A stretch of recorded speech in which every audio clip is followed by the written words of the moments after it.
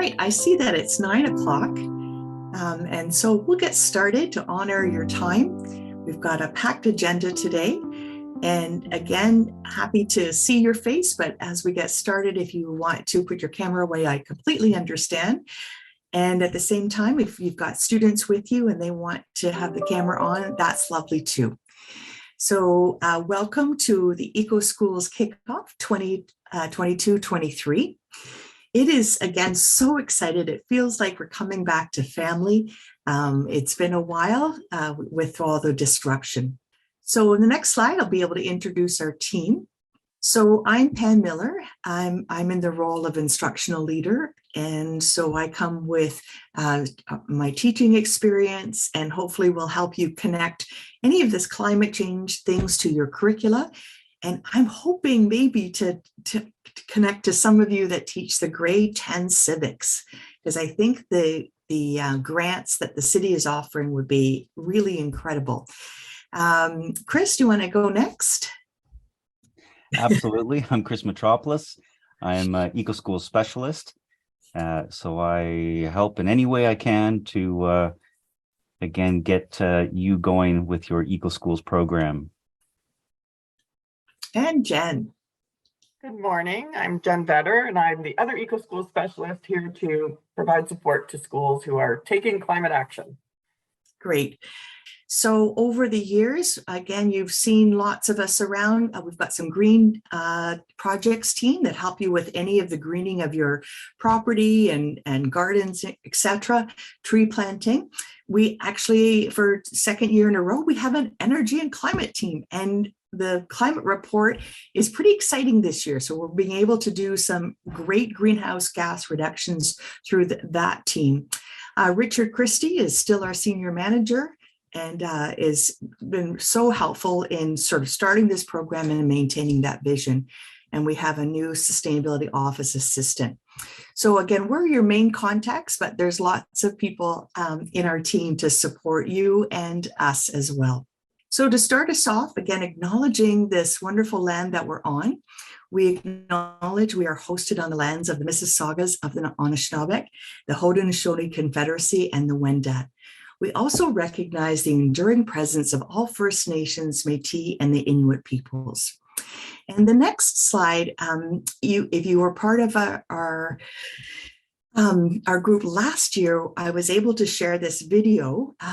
It is a video done by some high school students in the Peel region about land acknowledgements, because land acknowledgements aren't just saying the words, it's honoring our place and building that relationship. And it's again, my husband's drama department that put these together. And if you like this kind of thing, when you see it, feel free to reach out to me and I'll supply you the Google links. So let's share that land video. When they are home, when they are home.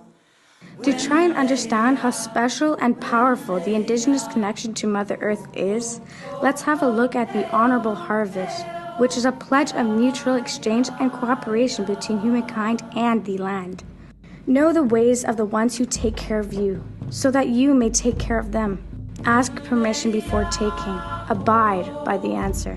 Never take the first. Never take the last. Take only what you need. Take only which is given. Harvest in a way that minimizes harm. Use it respectfully. Never waste what you've taken. Share. Give thanks for what you've been given. Give a gift in return for what you have taken. Sustain the ones who sustain you, and the earth will last forever. So now what? Land acknowledgements aren't about placing blame. They're about taking responsibility. This is why we have land acknowledgements. Take a moment to pause and acknowledge that we are on the traditional territory of the Mississaugas of the Credit Nation, the Anishinaabe, the Chippewa, the Haudenosaunee, and the Wendat, and is now home to many other diverse First Nations, Inuit, and Métis people. All right, again, a big welcome to all those that are here. All right, some of you were able to participate last year in the program, and we're so excited that we have 168 schools signed up with EcoSchools Canada. And again, 143 schools of those 168 submitted their plans, and that's what we'll be walking you through again today. Of those, 40 got their participant certificate, 9 bronze, 12 silver, 30 gold, and 52 got platinum.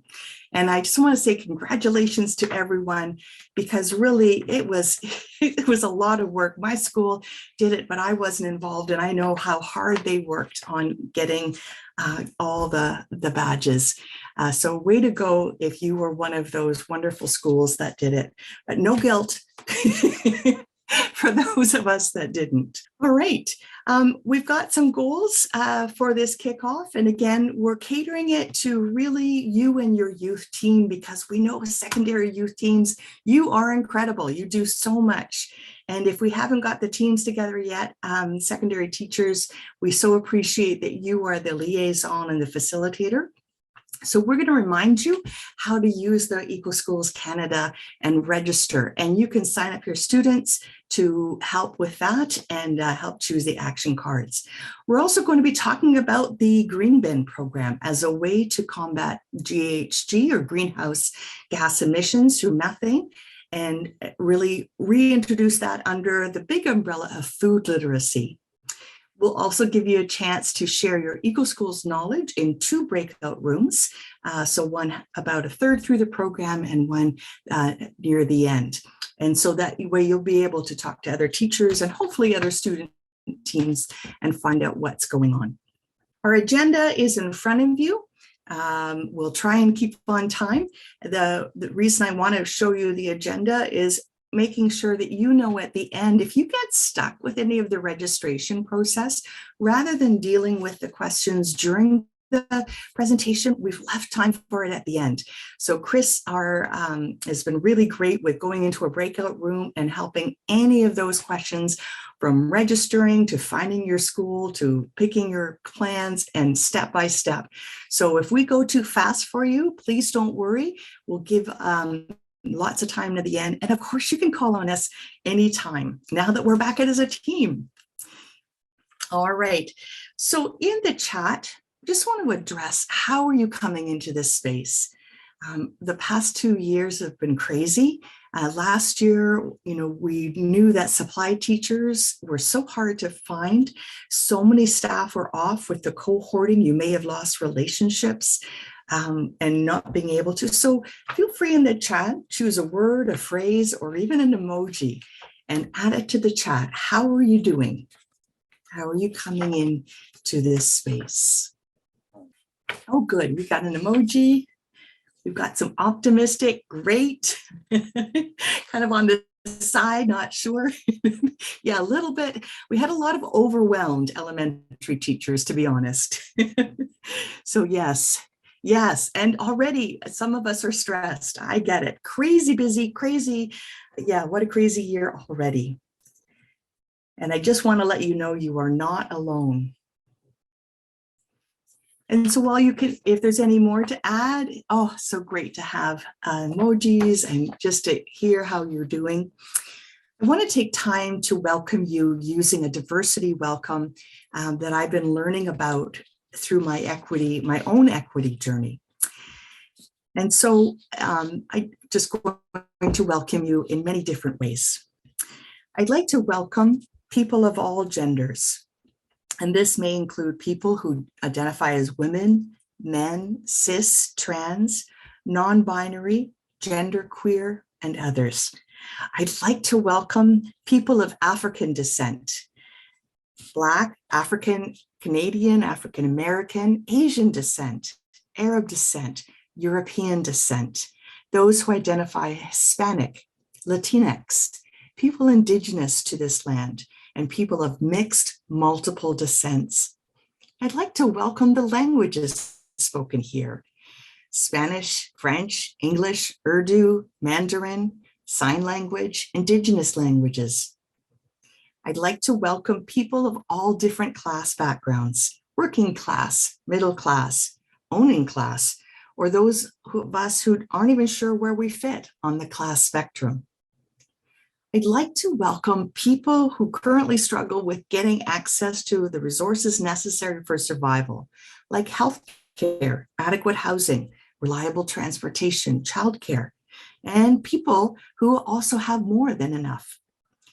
I'd like to welcome people that live in Toronto, people that live outside of Toronto, people that took time to commute, people that walked, people that rode their bikes, however you got here this morning. I'd like to welcome people with disabilities, both visible or invisible. I'd like to welcome gay, lesbian, bisexual, heterosexual, pansexual, queer, or others for whom none of these labels fit.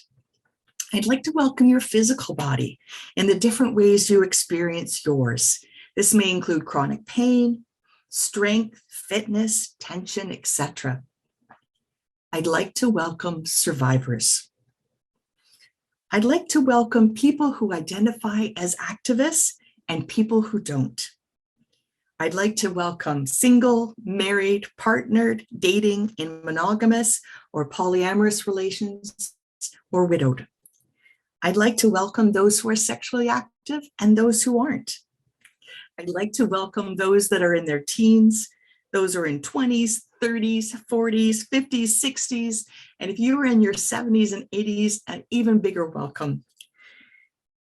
I'd like to welcome your emotions, and I see them here, somewhat stressed, crazy, excited, happy, optimistic, frazzled. Yeah, it's all here. I'd like to welcome those who support you to be here. It may have been as simple as getting you out of bed, or the person who maybe made sure that you ate before you arrived. I'd like to welcome your families, genetic or otherwise. I'd like to welcome people with different faiths, religious traditions, faith practices, private practices that don't belong to a tradition, agnostic, atheist, and seekers. I'd like to welcome those dear to us who have died. I'd like to welcome our elders, those here in this room, in our lives, and those who have passed away. And I'd like to finally welcome the ancestors who lived on this land and where we are now. We welcome the spirits of the Mississaugas, of the Anishinaabe, the Haudenosaunee Confederacy, and the Wendat, and the many other Indigenous persons who lived in this area before the settlers came. I'd like to acknowledge them and invite their spirits to this place. Welcome. And I do this because our theme this year is about better together. And so before we start the formal part of what that looks like, I invite you to take a look at our climate timeline. And so I've put a QR code. Hopefully, if you've got a phone, you can use that.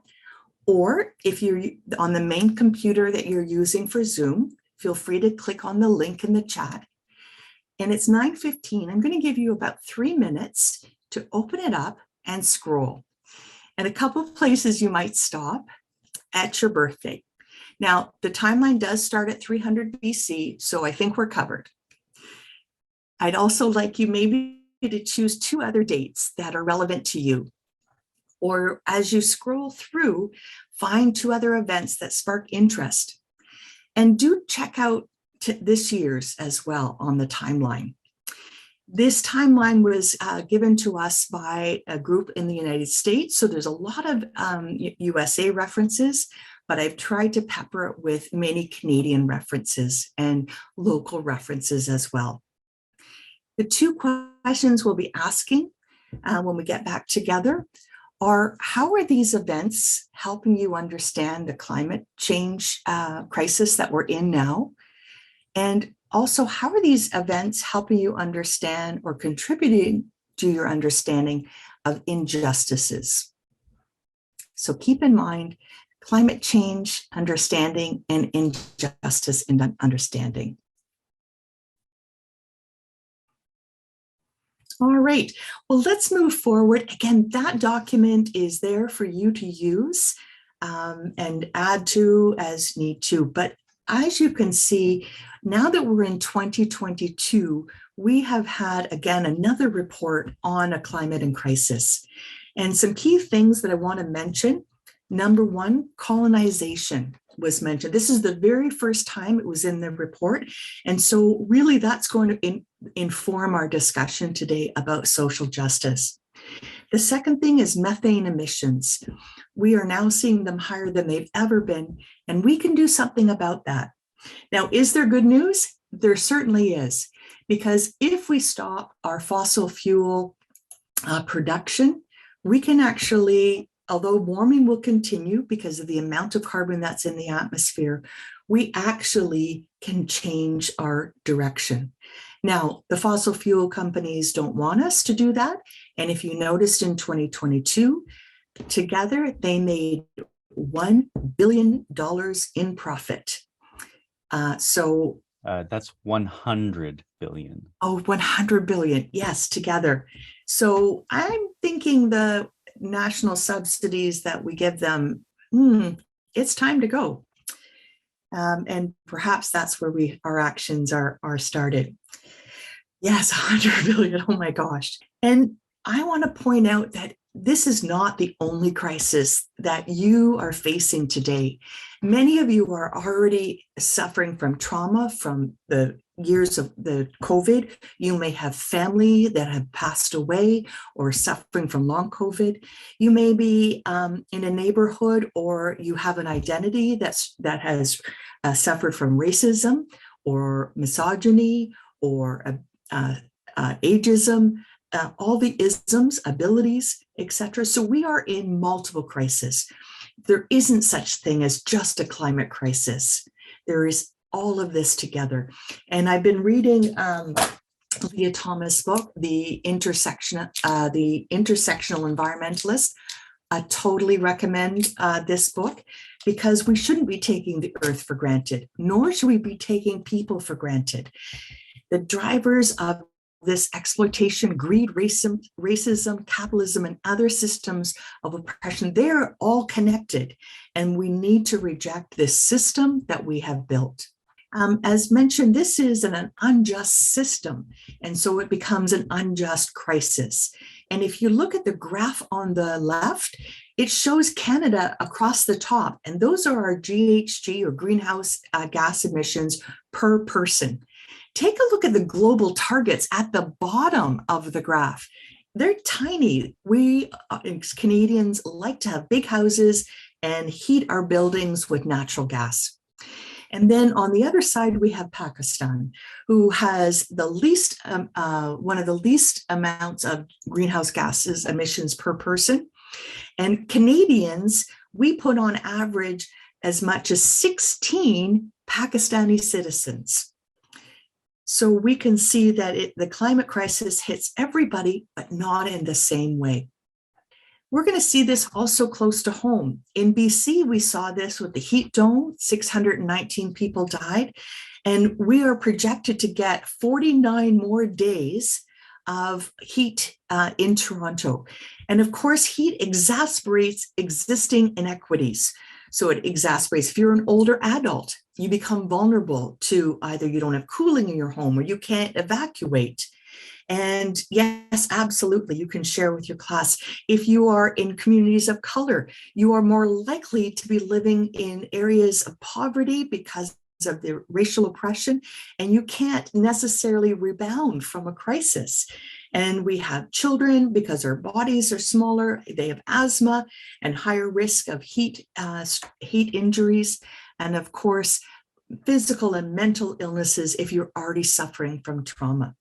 Even in the Toronto Strong Neighborhood Strategies, the reason it came about is because of the inequities for years in our neighborhoods. These are, they're identifying neighborhoods that have been underserved. And let's take a look at what that looks like. So here's one on heat exposure index. These are the neighborhoods that don't have enough shade or have more concrete than not. And when it gets hot, it holds the heat, and it's called the urban heat index. And your neighborhood gets hotter than other neighborhoods that aren't red. This is the ultra-fine particle concentration. So any of you that live near the highways, live near the airports, live near industry, you are more likely to get asthma or other respiratory diseases because of the fine particles that come off of tires or out of smokestacks. And again, if you are one of the neighborhoods that isn't dark green, that's because there's not enough trees in your neighborhood and your property values aren't as high, your shade, your cooling. And so we see again where poverty is and where the rich, larger, bigger white neighborhoods are. When we put this together, it really came true during COVID, that the environmental justice is here and now. The same neighborhoods that were impacted by COVID in the light blues and dark blues, the ones being the most hit or the dark blues, are some of the same neighborhoods that don't have trees, are impacted by urban heat islands, and impacted by traffic-related air particles. That is what environmental justice looks like. So our main takeaway this year is not just to work on a single crisis of climate change, because that just addresses the system, the symptoms of the system. We need to take a look at the roots, and the roots of racial, gender injustice are the same roots of climate injustice. And so I love this image. The idea of seeds of resistance will grow under any conditions, but best when planted together. And this is our goal today, so that when we combine our social justice efforts with environmental awareness efforts, we will actually have a shot at protecting our planet and creating equity at the same time. And change will come, but it only comes when we are committed together and create a social movement, when we care for the planet and the people at the same time. I want to share this next clip by Colette Pichon Battle. She is a lawyer from Louisiana who is addressing a group of tech people in San Francisco. And I think she says it better than I can. What we have right now is an opportunity to reconnect with our humanity to each other. To stop thinking in red and blue, to stop thinking in west and south, to stop thinking in male and female, and to come together as humans and say, enough is enough. This is our planet. We love her people and we stand together. You don't get to be comfortable until everybody's comfortable. If some people have to struggle, let's struggle together. But what we cannot do is maintain this system that says you are worth more than me. It is not true. You search your heart. You know I'm telling the truth. We are of equal value, all of us, each of us. And we have to be able to push that, say that, and know that with all of our hearts. We need you to stand with us now. And it's not just about what you tweet, although we could use some good tweets saying stand with the front lines. And it's not just about what you put on your Facebook, although every now and again, it's important to tell folks on the front lines that you see them and you stand with them and you support them. But what we need now, you brilliant thinkers of San Francisco, you tech nerds, you brilliant business folks, what we need now is your imagination. And your imagination has to have enough courage to move past the system that has been told and sold to you is the only way to go. It is not. What we know for sure is that our human endeavors can bring us to much higher levels, and we need that now. We cannot move from one thing that harms to another thing that harms. We cannot move to just business opportunities when people's lives are at stake. We cannot take this moment as a moment we will ever have again. We will not. This is our opportunity. This is our moment to shine. This is our moment to lead. It is not the millions that you can make off of a product. It is not the billions that you can get in a tweet. Where we are right now, friends, we are at the moment that we will never get again. This is the moment where if we choose from San Francisco to Louisiana, if we choose people, if we choose this planet over profits, over capitalism, over making your mark, if we choose together, if we choose community, if we choose collectivism instead of individualism, this is the moment that we will all be proud of forever, forever, because this will be the moment that we change. This will be the moment that we change this country and what it does to this planet.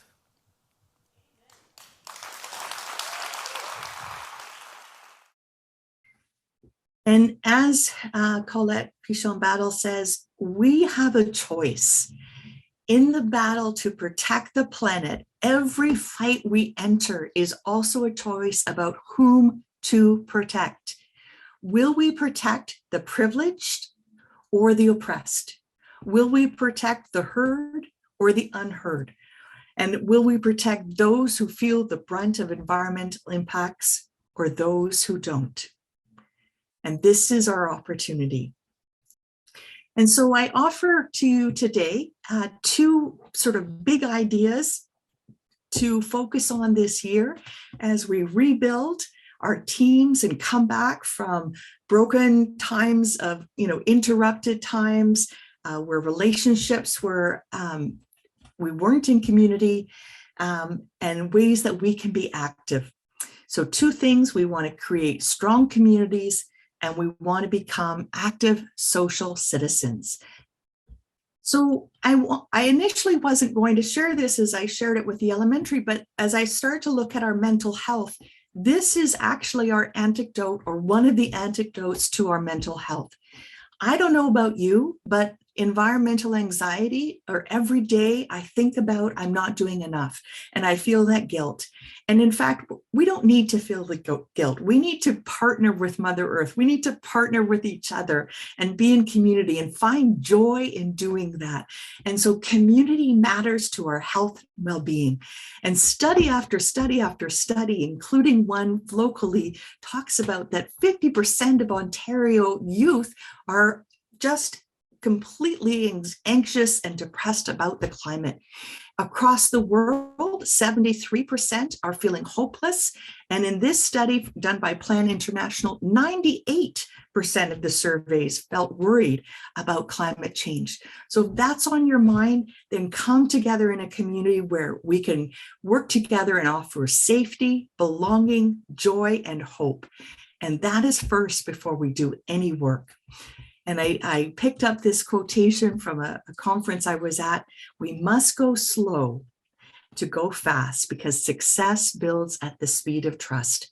Build your team, build your trust, build your relationships, have fun together, find joy in being together. I'm so happy to be in this community with you, and I just encourage you to find that community forever. The other part that I want you to know is that we need to address systems of power. And how do we do that? There's social power that we have when we work together, when we demand social change, when we're not separated and acting as individuals. And that's what COVID has done. That's what the market has done. That's what the capitalism has done. You are on your own. You need to figure out your own carbon footprint. We just want you to stay isolated and not be vulnerable. But in fact, the truth is, when we work together, we have social power. It does take many small steps together, but societies change when we start to act together with others. And that's why we're in this together. You at your school, the other folks at another school, we are part of a bigger system that is working towards change. The first part about activating your social power is demand more from us teachers and demand more from education. And one of the groups from Earl Haig, they actually demanded more, and they taught the climate change lessons to grade 9 and grade 10s. We can demand more. You can demand more from education. If you're just taught about recycling and not climate activism, we're not doing our job. If we're not teaching you about the gendered impacts of climate change, we're not doing our jobs.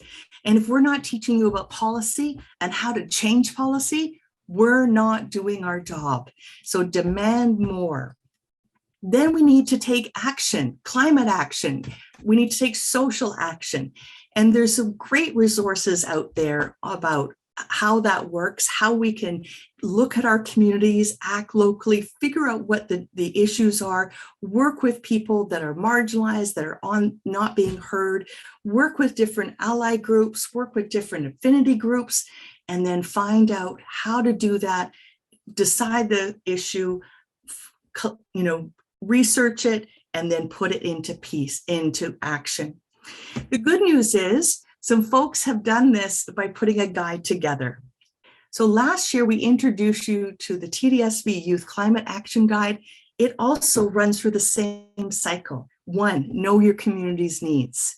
Create a plan. Decide that democratically. How are you going to work on that? Take action. And it's given you 5 different avenues. This isn't extensive, but this might be your place to start. So the first one, get people talking. Work with partners. 2, work with us, work with Toronto Climate Action Network, work with Fridays for Future, work with Indigenous climate networks. Get people talking in different languages. Get people talking at school. Organize series where people can express their anxiety and talk about what needs to change. Hold cafes for decision making. Set up a banner, a graffiti banner, so people can talk about it and express their thoughts. Join a campaign. Fridays for Future has a youth mobilization kit on their website. Check it out. TEC, Toronto Youth Environmental Council, is another one. Transform TO, find out what they're doing. EcoSchools, everything you do is part of a campaign for climate change. And I really love the project Drawdown Eco Challenge. We'll send that to you as well. Organize a community event. This is last year, Target Climate Willowdale with the Earl Hague community, but hosted a night, hold fundraisers to improve the energy efficiencies of families and businesses, host fashion shows, host, teach-ins, walkouts. Maybe I shouldn't be saying that, but organize a community event.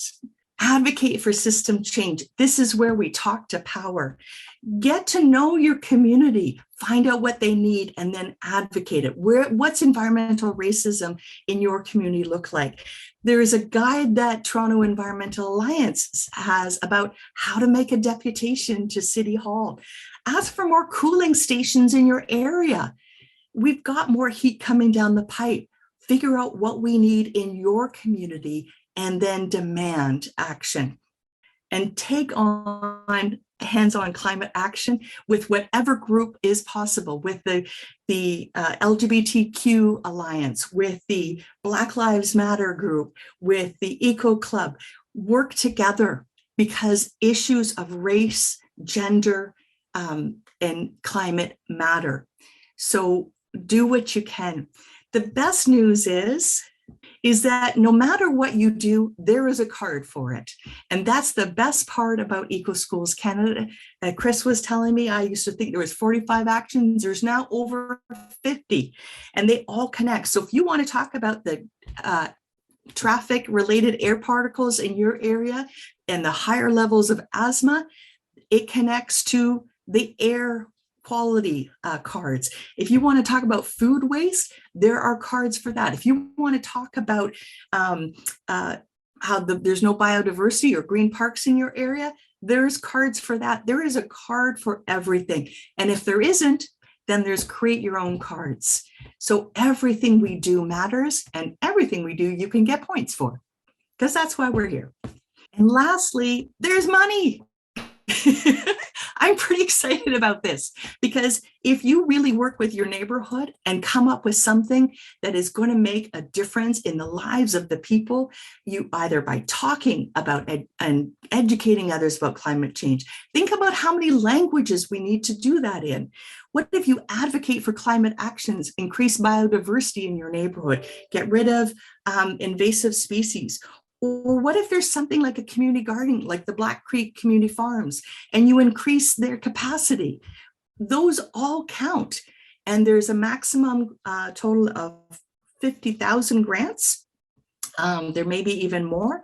And every project is eligible for up to $1,000.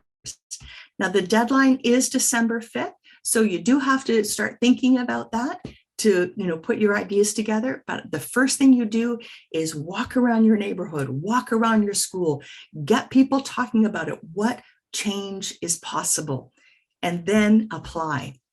And I can't stress enough, we need each other. Societies change when citizens start to act together with others.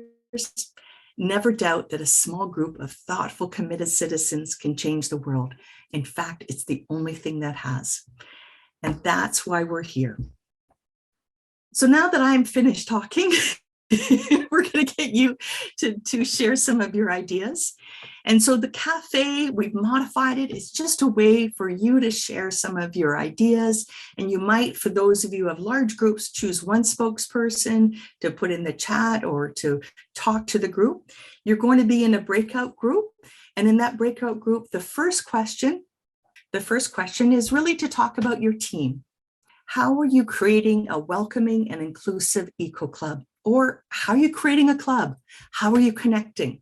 How are you building safety? How are you being inclusive? And so you might just start, what does your club look like? And then go from there. Take the conversation where you need it to go. All right, welcome back, everyone. We've got 23 seconds remaining. I hope you've had a stretch. We've had a good chin wag here. Not only talking about possible ways moving forward, but some of the barriers. So welcome back. This next part is over to Chris, and he's going to walk you through again how to register. Just a reminder that if you have questions about this section and we go too fast, we're going to leave the end of our morning for exactly that, where you can share your screen and get that step-by-step help. All right, take it away, Chris. All right, so I'm going to be speaking mostly to people who have done this before, but if you haven't, we will step you through that at the end. But the ECA is the EcoSchools certification application. This is their website, their web app, where everything happens. So there's no paper trails, really. You don't have to have a binder of stuff for your EcoSchools submission. It's all online. So again, if you've done this before, you're going to log in to app.ecoschools.ca, and we'll be sharing all of these links. But you'll be putting in your TDSB email. If you remember your username, you could do that as well. Put in your password and log in. And for those of you that have not done this before, you'll skip that part and just click on the register button, and EcoSchools Canada will ask for all of your particulars and set up your account with your school. And when you first log in, regardless, the first thing you see is what's called the dashboard. And this is where you can see how your plan is coming along, what you've got in your action plan, and many more bits and pieces. When you first log in or register for the year, and you have to do this every fall, is a good time to start, but there is no real deadline to start EcoSchools Canada. You can kind of do it anytime throughout the year. But when you first log in, that's when you get a chance to pick a suggested plan, or you can make up your own plan.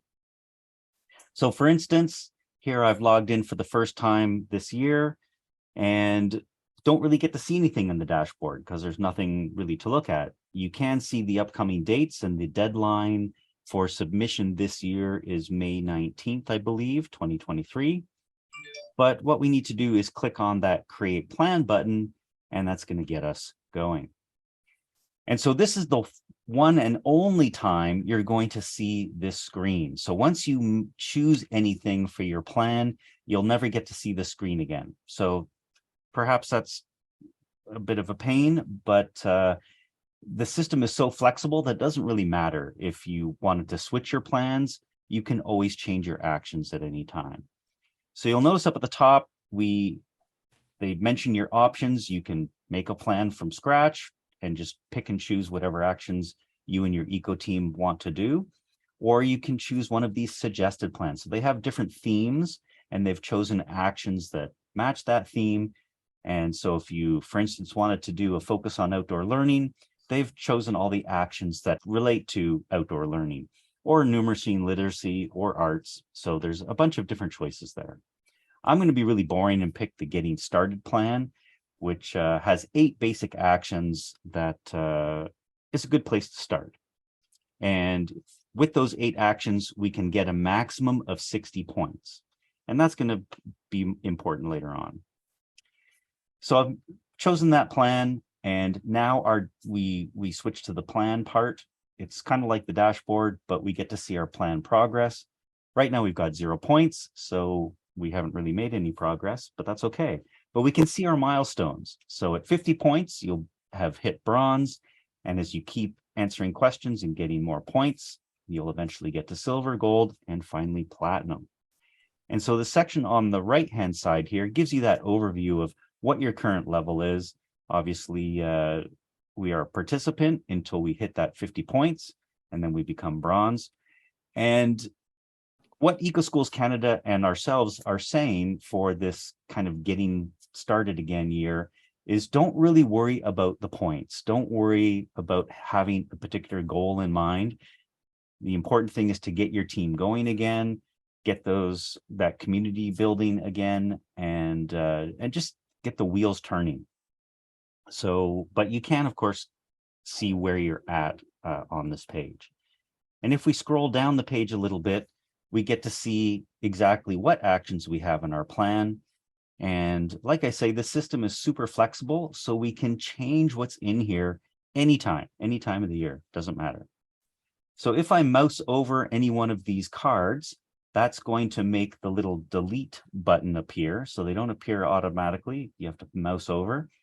And if I didn't want to have active and sustainable school travel in our plan, we just feel like we don't have capacity to take that on this year, no problem. You can click on that X and remove it from your plan. You'll notice that there are 2 actions that are locked. So every school, every year has to do environmental literacy and the Getting Started action card. The Getting Started card is really just about your eco team. So who's on your eco team and how often you meet and just some basic information about your team. So that has to be done every year.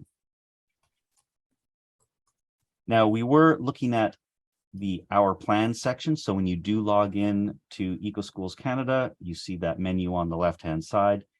And if we move to the library, we get to see all of the action cards that they have. So there's over 50. And if you were going to be choosing your plan piecemeal, making your own plan, this is where you'd be adding your actions. Because there's so many actions, I would certainly get used to this filter or search, these search tools that they have.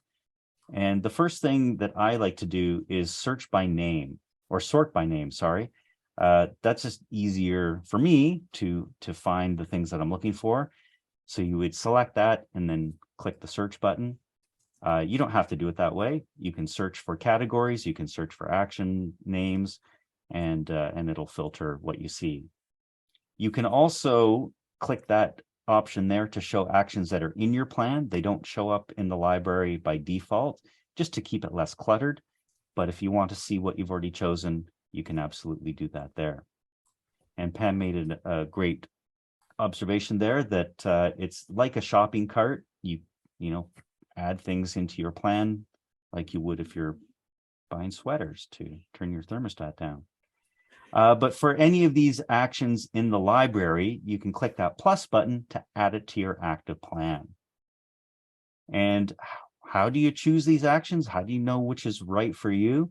That's a really good question. I'm glad I asked that. I'll get to that in 1 second. Pam already mentioned this, but I do want to point it out that if you're doing anything at your school that you can't find in the action cards, there's something really unique that you do perhaps every year. It's a habit of your school, and you know that you can get some eco points for it. Use this card, and you've got 3 of them. There's 3 create your own actions, and that way you can put in something that's maybe unique or weird that you like to do at your school. EcoSchools Canada does have some resources, some PDFs that have a little overview of all the actions, so you can take a look and read through this with your eco team. This one is, because there's over 50 actions, it might get a little bit confusing. So they have another resource that I find is probably a great place to start every year, and that's this sustainability review, a pre-assessment of sorts. And what this document is doing is asking you questions. So with your eco team, if you go through and read the questions and then answer honestly. So for instance, this third one, do students regularly visit one specific spot in nature to increase environmental awareness and well-being? If you check yes for that, that's something that you guys do. That's the sit spot action. It's worth 10 points. That's pretty good. And you might want to select that for your plan this year. Why not? Those are easy points if it's something that you're already doing. But if you look up at the top, they have some tips for how you're answering these questions, the yes, somewhat, or no, and especially the no actions. If there's a lot of things that you're checking no for, perhaps that's something that you want to focus on. And they do suggest that you add a few of these every year just to keep your eco team adding new things to what your school is doing, broadening what you're doing for eco schools, and getting more eco actions happening. The somewhat actions, perhaps that's something that you started, maybe because of COVID, you aren't doing it, but perhaps you feel it's a good time to do that again. So add some somewhats.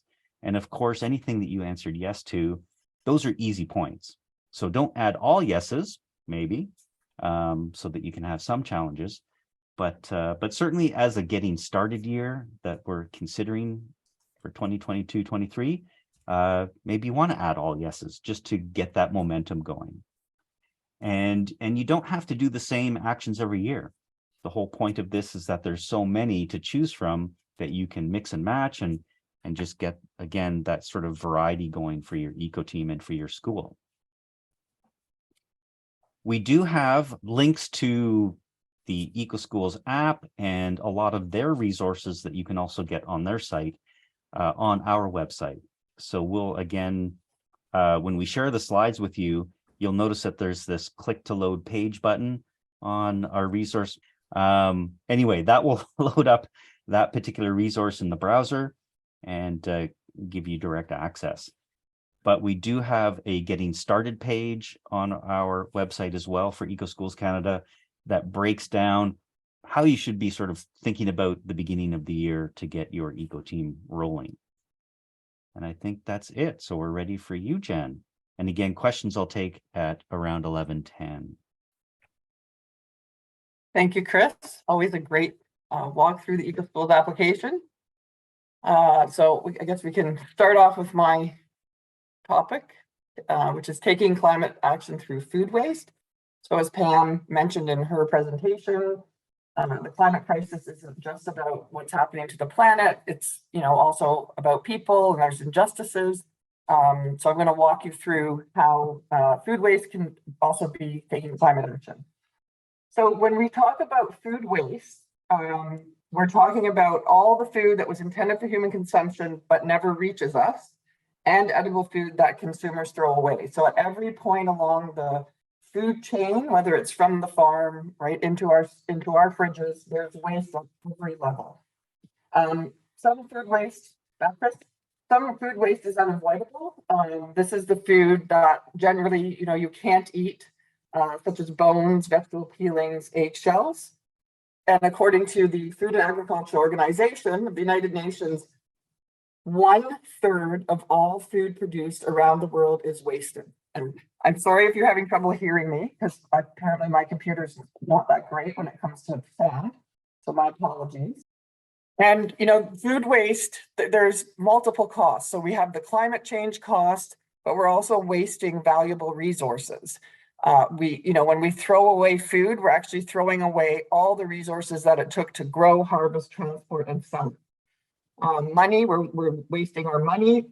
On average, $1,500 is wasted by the Canadian household each year.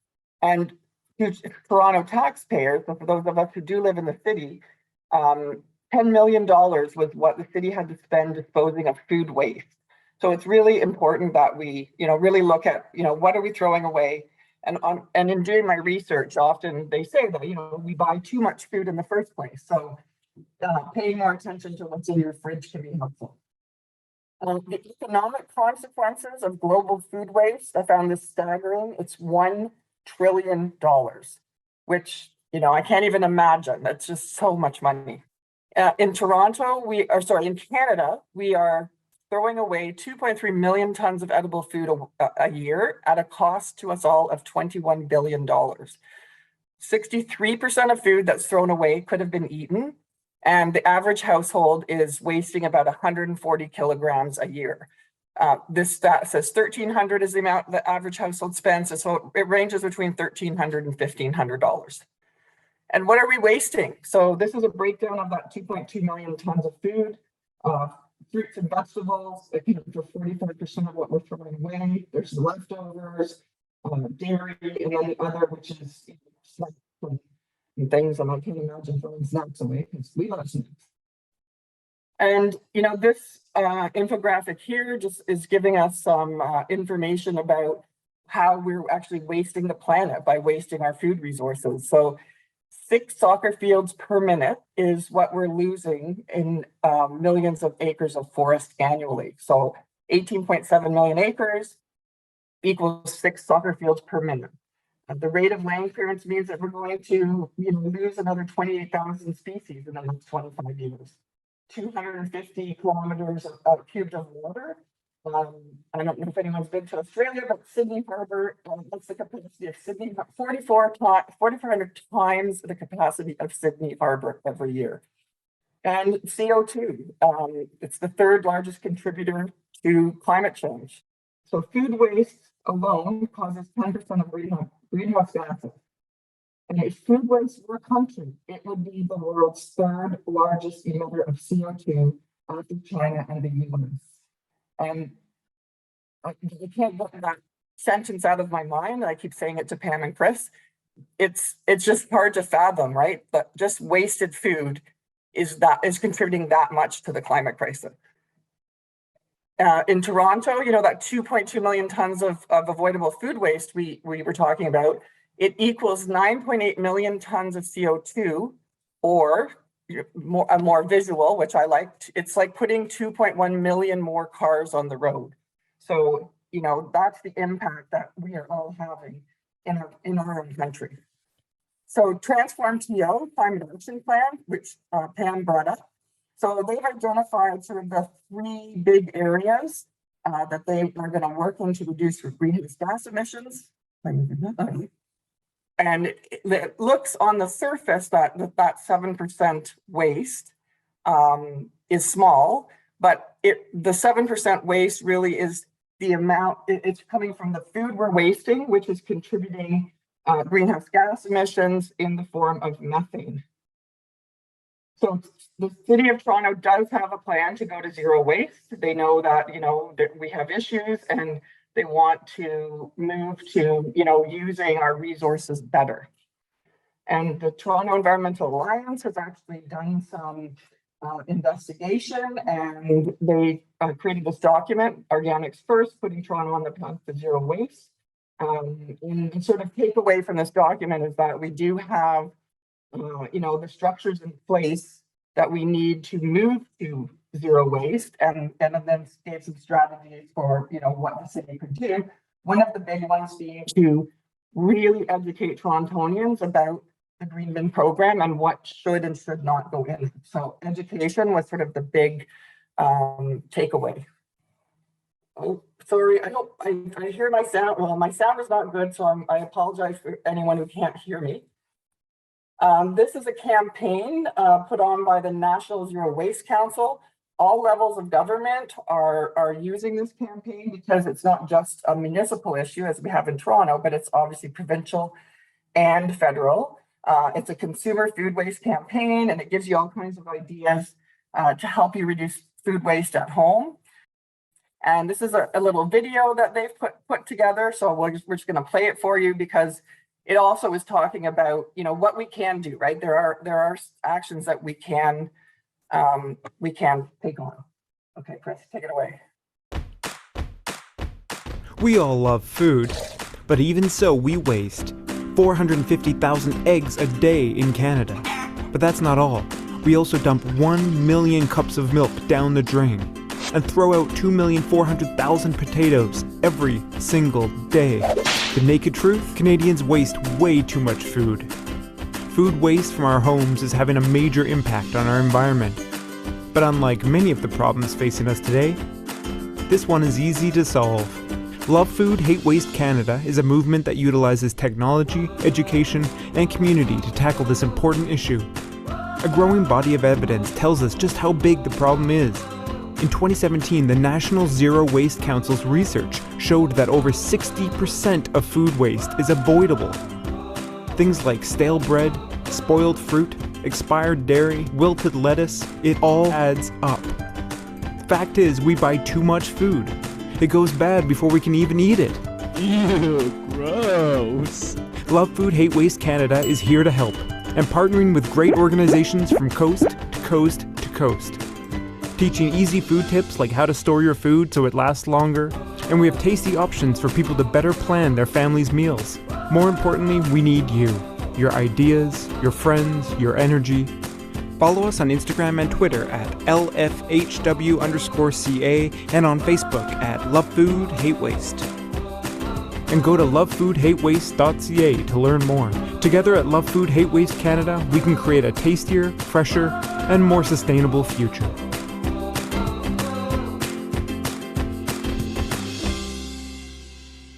Thanks, Chris. I don't know about the rest of you, but that when they opened the fridge doors and it was all organized with all those containers, that's what I'm aspiring to do with my own fridge now. I didn't think it was too bad, but after seeing that, I think I've got a lot of work to do. So in terms of food waste, it is also a social justice issue.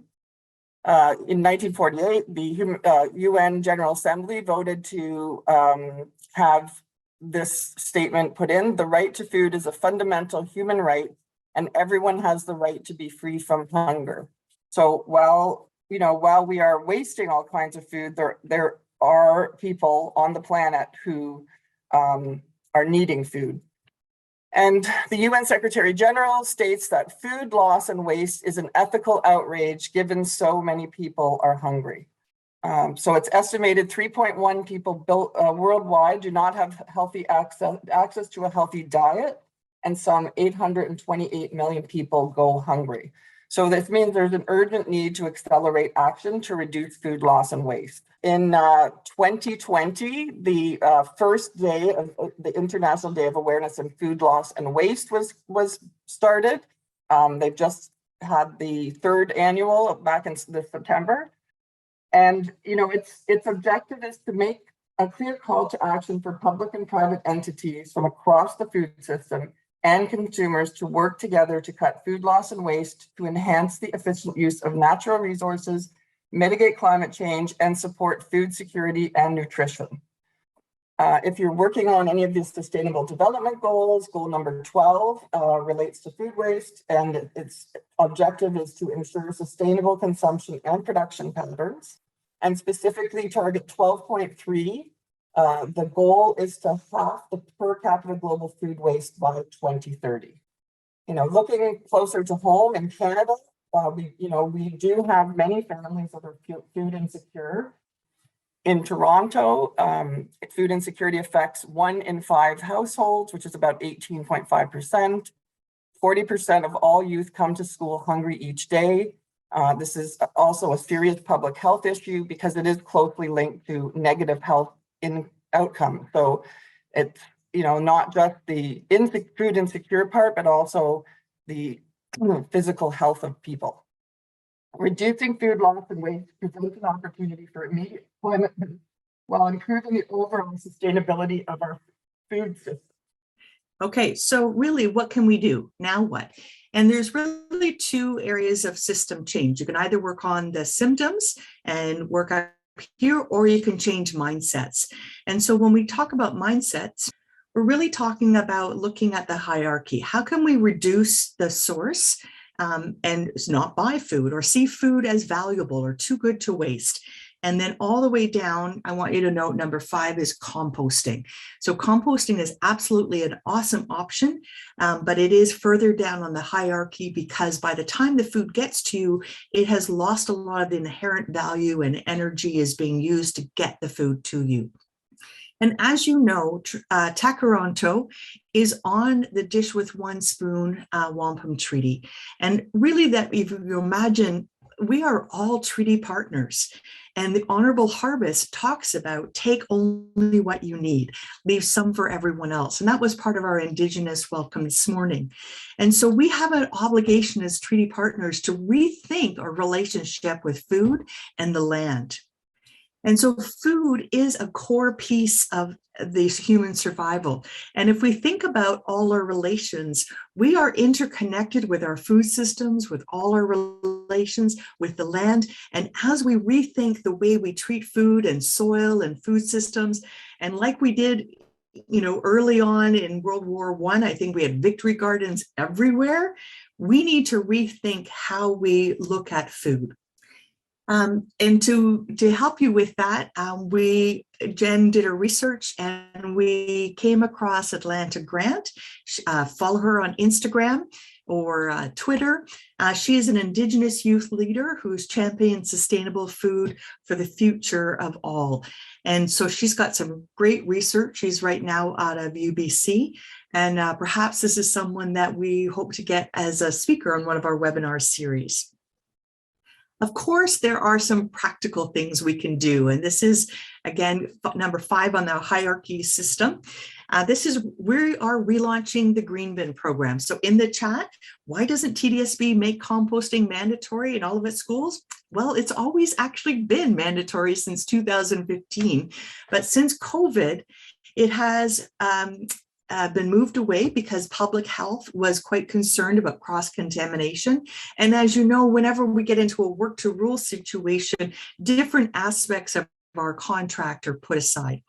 We are now in a place, fingers crossed, where we can launch the green bin. And I just want to let you know that we have been working with the Jonathan Groves, the head of facilities, all the way down to the facility team leaders. And we will be sending out a communication, we hope to, so that everyone is on board. And so we want to let you know that the Toronto Green Bin was designed for unavoidable waste. That apple core, that banana peel, the chicken bones, things that you wouldn't necessarily eat. And because we're rebuilding this year, you might want to be just thinking we're going to start again. When I was in a school last year, all our green bins were pushed aside. They were, in a sense, hidden because of the cross-contamination. Now public health has said, no, we are good.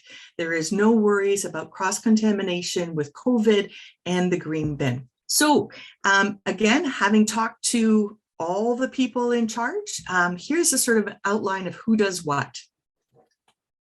The first role is the principal. The principal is really in charge of the whole building and overseeing. So you want to start a conversation with the principal, the caretaker, the eco team, teachers, or whoever wants to be involved in this process and really think of it from a system level. How do you want to start this? Do it small. Once you get the thumbs up, then the principal makes sure that everybody's roles are in place and that the safety of the students and staff are being looked after and procedures are in place that work for everyone. Teachers and students, we're in charge of the small bins. So you have the small bins collecting paper towel if you're doing dry waste, or you're doing the small bins that are collecting food waste in small quantities. If you're in a science lab or a food nutrition program, or you're collecting larger amounts, you can get the big residential one that's about up to your waist and have that lined with the plastic bag. And you can put stuff in there because then it can be wrapped and taken out by your caretakers. But if you have the small bin, that's for you to find the residential bin and empty it into that place. For high schools, we do not recommend residential green bins or any green bins in hallways. It does not work. So don't be putting your head against a wall, and it's also against fire regulations.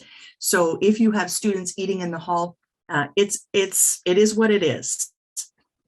The caretakers are in charge of all waste, and waste includes waste that going to the landfill, waste that is going to recycling plant, and waste that is being diverted through the organics program. And so as the caretaker is overlooking that, some caretakers I've met just want to do it themselves. They don't want your help. And that's why it's important that you talk to them. Some caretakers, though, want your help. And so maybe it's once a week or things like that. But they're in charge of the residential bin because it's lined with the white or the clear plastic bag. They're in charge of getting that bag to the outside bins.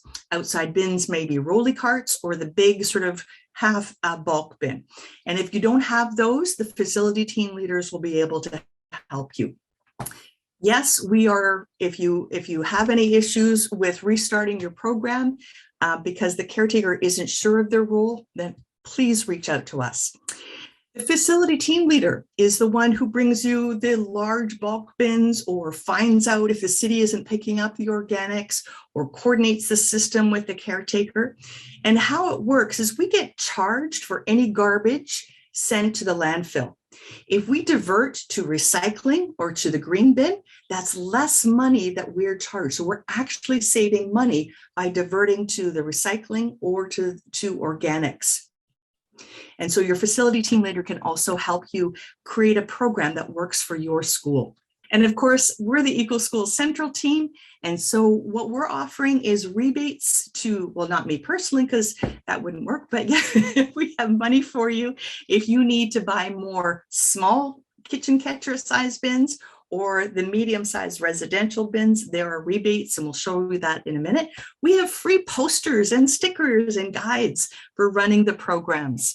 And of course, we can come and meet with your team, Zoom, phone call, in person, you choose.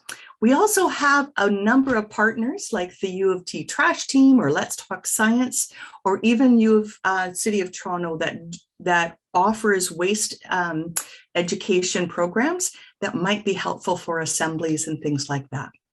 The idea when we're rebuilding is smart, start small and do it well. So in this picture, you see the larger facilities team rolly bins, and you see the medium-sized residential bins.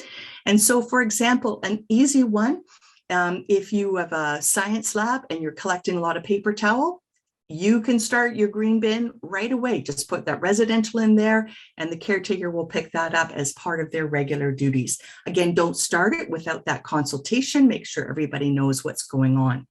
Another easy way is to put it in staff washrooms if the washrooms still have paper towel. A lot of the student washrooms have hand dryers, so that's why we recommend in the staff washrooms. So the green bin materials, if you buy any of the classroom catchers or the residential, need to buy them from the distribution center, and that's out of your school operation discretionary funds. We'll give rebates based on the chart. And here is exactly what they cost and what who does what. We'll be sharing these slides, so I'm going quite quickly. And of course, here are the posters. We have posters in French and English for the green bin. We have stickers for the green bins. I've even put the sticker on the paper towel just so that people know where it goes. And City of Toronto has just put out a brand new one. And the reason paper towels go into the compost bin is because their fibers are so short that they compost really well. They do not recycle really well. It's just like newspaper. It's really hard to get them to recycle many times. And same with tissues. Tissues at one point, because of COVID, were not going into the bin, but now they are. What doesn't go into the bin is obviously there, but you can line these small bins with a plastic bag. Please don't use compostable bags. They actually, in the digester, they tend to fall apart and they don't float to the top for them to be pulled out. And of course, coffee cups. Oh my goodness, coffee cups have plastic liners, so they don't go anywhere except the garbage. Waste Wizard helps you with all that good stuff, if you don't know. And there are some EcoSchool action cards that deal directly with food waste. Conducting a waste audit is no longer a locked card. You don't have to do it, but if you choose to do it, it's an amazing tool to figure out what to change.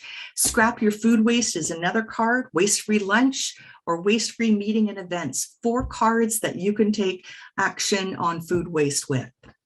And good news, tomorrow is Waste Reduction Week with a focus on food waste. The reason we're sharing this is because they have resources for you. So even if you don't do it tomorrow. There are lots of ways that you can use the resources in your campaigns throughout the year. And we'll be sharing these slides because there's, again, lots of places where you can get more resources as we go. And I think that brings us to the EcoSchools Cafe. For those of us that are in the room, we have another chance to connect and find out what you're doing and share good practices. And our second question is, how might you address social and climate justice issues this year? Food might be a great way to start, just because that's both a climate and social justice issue. Or what issues are you hoping to address this year? Or what actions are you hoping to address this year? Again, take the conversation where you need it to go. But ideally, we want to be sharing and supporting each other in this work. All right, and it's 10:47, 10 minutes.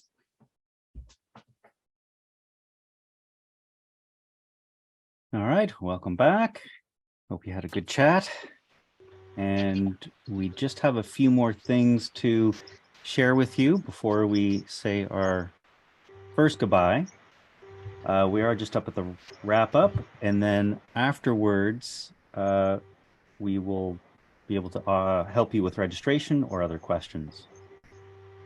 So the first thing I want to share is the OISE conference. It's going to be a hybrid conference, so you can sign up to go in person.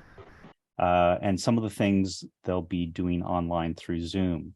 So that is on Saturday, November 19th, 9 to 3.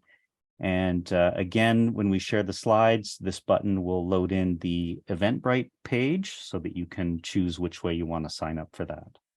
And more information on our website under professional development. We also have our EcoSchools newsletter, both our own and EcoSchools Canada has their newsletter as well. You can find that sign up on our website and the link with the button there. And just a kind of reminder that the EcoSchools website has been absorbed into the Environment, Energy, and Climate Action website. So we're under the education arm of the Sustainability Office. And we have, of course, our action section and leadership. And so everything that we've done in EcoSchools, why does that do that? Can be found there. And thanks, Pam, for putting the link in the chat to that new website, new from summer of 2020, but still may be new to you. And again, we've got the registration information on our website as well under certification. And we also like to point out that we've got a Green Teacher subscription, and you can log into their website to get those.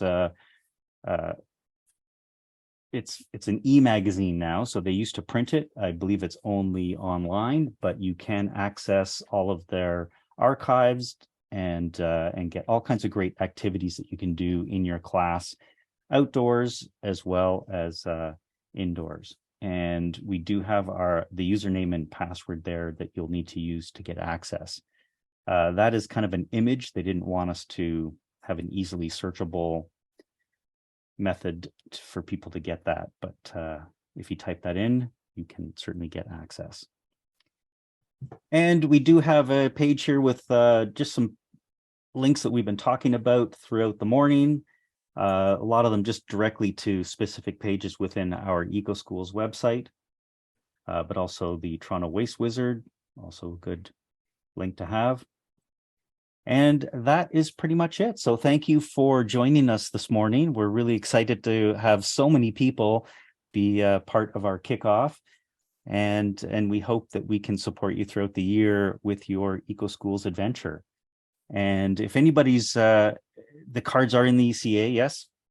So you do need to register first. And so if you've never done that, you can stick around and I'll pop into a breakout room that you can join. And I'll answer any questions you might have about registering. Great. So this is our first goodbye. Enjoy the rest of your day. I'm sorry not to give you a little bit more time, but if you have any questions specific, want to share your screen with Chris to help with the registration, we'll put Chris in a breakout room. If you have questions about waste or anything else, stick around. We'll get your questions one at a time. And then, but the rest of you, enjoy the rest of your day. Thanks for joining us.